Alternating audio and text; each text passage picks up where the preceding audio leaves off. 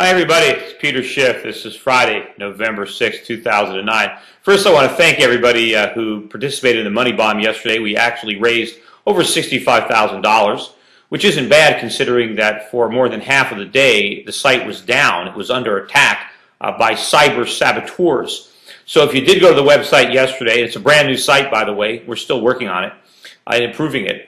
But if you went there and you tried to contribute and you couldn't, please go again today. In fact, I think it would be a great message to send to these saboteurs that they cannot stop this campaign. They cannot stop our fundraising. Obviously, this was designed to inhibit the money bomb.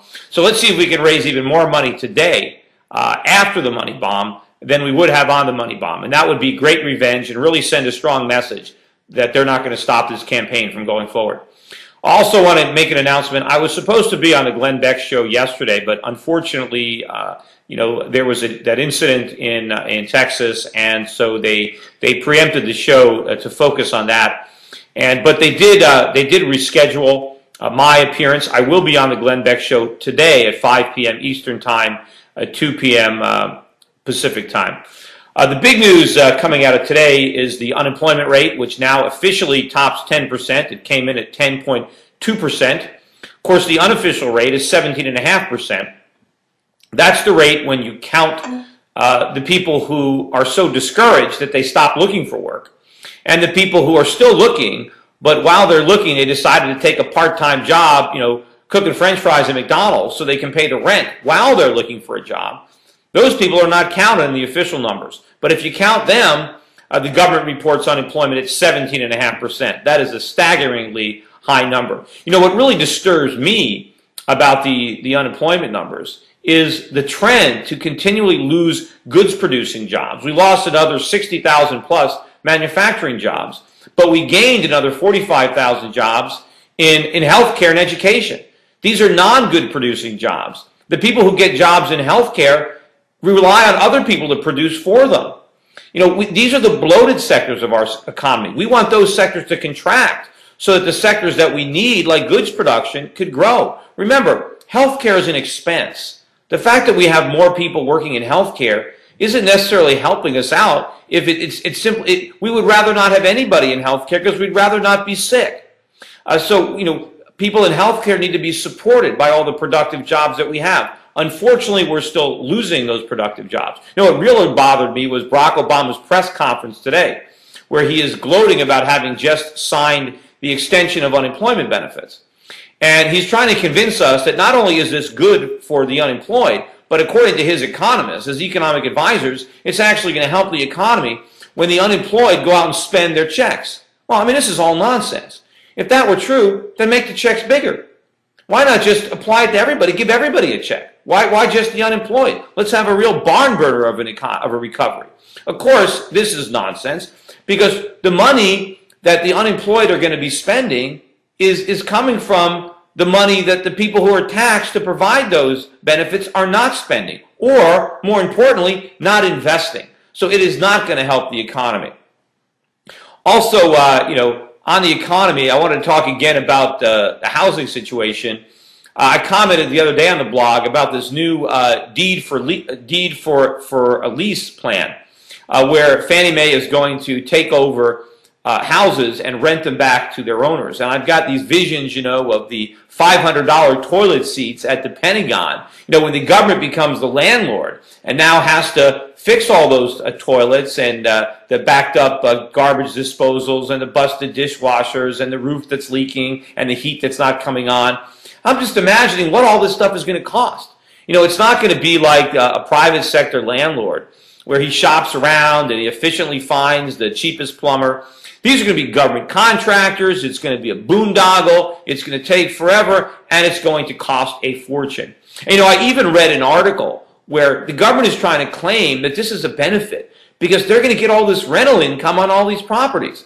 Well, of course, what they forget is that they used to collect mortgages on these properties, and now they're collecting rent. The mortgages were much bigger. So if the government tears up a $3,000 mortgage that it owns and replaces it with a $1,000 a month lease, They're not gaining $1,000 in rental income. They lost $3,000 in interest and mortgage income. So the net is they're down $2,000. It's ridiculous to try to claim that the government is going to gain on this. This is going to be another huge loss.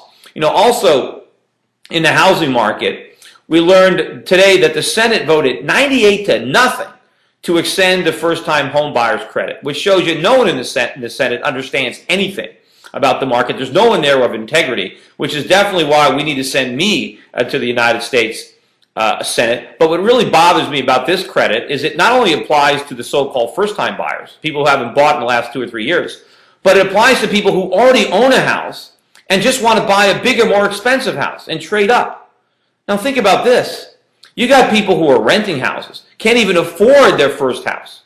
Why are they being taxed so that people who already own homes can have bigger, more expensive homes? Try to explain that one to the constituents. This is all more of the bubble, more of the insanity, and this has to stop.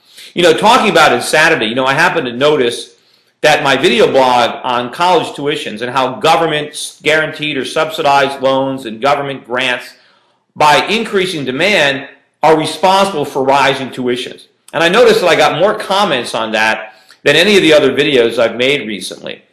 And it's obviously a topic that a lot of people are interested in. But you know what also occurs to me, and I want to comment, that the government is not only driving up the cost of a college degree, but it's driving down the value of that degree.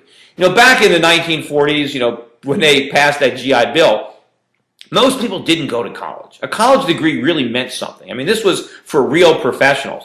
A high school diploma was sufficient for most jobs. I mean, a high school diploma was a big deal. High school graduation was a big deal. Not everybody even had that. So we didn't have to keep people in school that long to get a good job.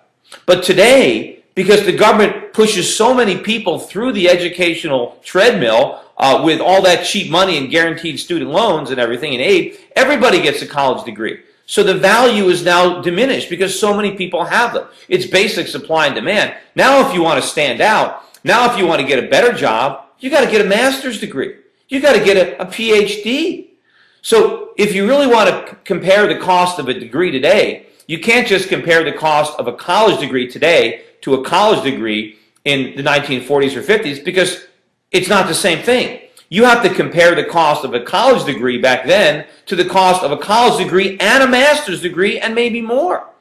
So not only is the cost really skyrocketed because you got to pay for the advanced degrees, but look at how long you're in college. It's not just 4 years. Some people now, it takes 5 years to get through college, and now you got 2 or 3 years of advanced degree. You're in there forever. You're borrowing more and more money, and you're delaying your entrance into the workforce where you can actually earn money. And of course, who is benefiting from these giant subsidies and everybody having to go to college and having to go to graduate school? It's not the students. They're not learning anymore. They're just dragging the whole process out. The beneficiaries is the educational bureaucracy, that infrastructure, that establishment that is ripping us off with the help of the government and all the aid and all the guaranteed and subsidized loans. Anyway, look, that's it for today, everybody. Have a great weekend. Again, I wanted to mention, I forgot at the top of the show, gold made another new high this morning on the back of that weak economic jobs numbers. Of course, that implies that the Fed's going to keep the monetary pedal to the metal as longer. We're going to have 0% interest rates because, of course, we're not going to get a turnaround. I mean, I keep hearing about jobs are a lagging indicator. I mean, how long are they going to say that? And, you know, the reason that this recovery is jobless is because it is not a recovery. And the people who are expecting jobs to be created are going to be waiting a long time because as long as we are following these misguided policies, as long as we are preventing the economy from rebalancing so that we can create the jobs we need, we're going to constantly be losing jobs. Also, quickly, I wanted to also offer my condolences to the family members of those soldiers in Texas. What a real shame, what a real tragedy what happened over there. Anyway, that's it for today. Again, enjoy your weekend, everybody. And don't forget, SchiffForSenate.com, the new website. The money bomb got sidetracked, so let's try to make today the fallout of the money bomb and donate even more. Thanks a lot, everybody.